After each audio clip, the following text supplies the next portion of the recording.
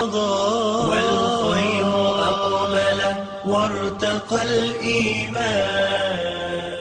Welcome to this episode of Ramadan Reminders. I'm Yusuf Estes, reminding myself and all of you about the importance, the beauty, and the benefits of Shahr Ramadan, the month of fasting. One of the things that we should think about is a beauty of Islam, and that is feeling. How do I feel in this beautiful month? We learn from Islam that this is the month that the Quran was sent down, and that's a very important thing to consider. We learn about something called Laylatul Qadr, the night of power. And then we also learn about something else. We learn about our inside, our hearts, because Allah opens everything up in this month, almost like you open a flower up to be able to drink in the sun's warmth. Because what does Allah do? He actually makes everything easier for us. He chains up the devil. He makes it very difficult for the devil to do any of his normal things. We know as Muslims the devil doesn't have power, but he does come to us with whispering in our ear, constantly telling us, do this, do that, bad things, get angry at this guy, get angry with her, hit somebody, do something bad. Who's doing this? You know who, huh? But now he's chained up. Now some of our brothers told me one time, well, even in Ramadan sometimes I still had bad thoughts. I still see some bad things happening in Ramadan. I said, okay, did Allah say that He chained up the devil or that He killed the devil? He's not dead. He's not asleep. He's limited, much more limited than usual. So when the sun goes down at the very beginning of the month of Ramadan, and it starts until the sun goes down on the last night of Ramadan, when it ends, in that period, the devil really is restricted. He's limited, chained up. He doesn't have as much influence.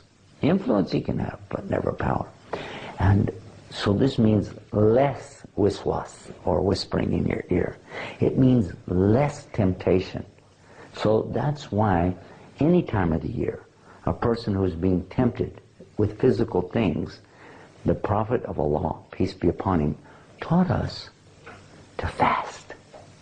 One example was for the young men who didn't have wives, and they were concerned because all of us know about the emotions, the feelings inside of us, the physical feelings that we have for the member of the opposite sex when we're young, coming into puberty.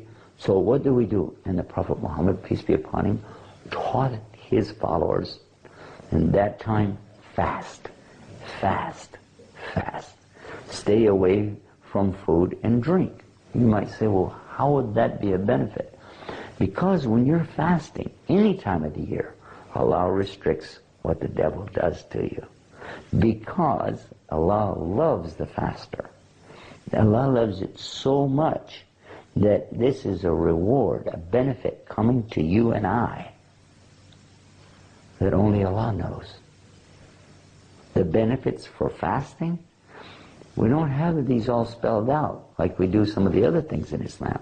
For instance, in Hajj, we know benefits of Hajj. Well, this is like somebody was just born again. All the sins are forgiven. But what about the benefits that we get from this month of Ramadan?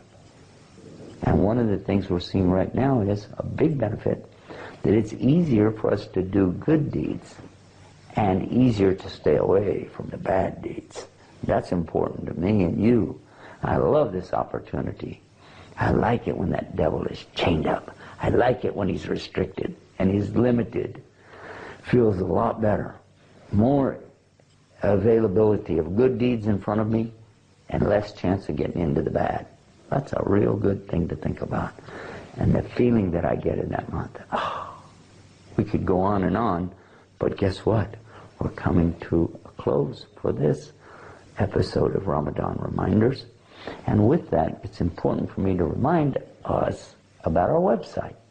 We have the website called Ramadan Reminders. That's www.ramadanreminders.com, where you see replays of these same programs and learn more about the benefits, the beauties, and obligations of the month of Ramadan. Until next time, peace. Assalamu alaikum wa rahmatullah. بالنور أشرق والهدى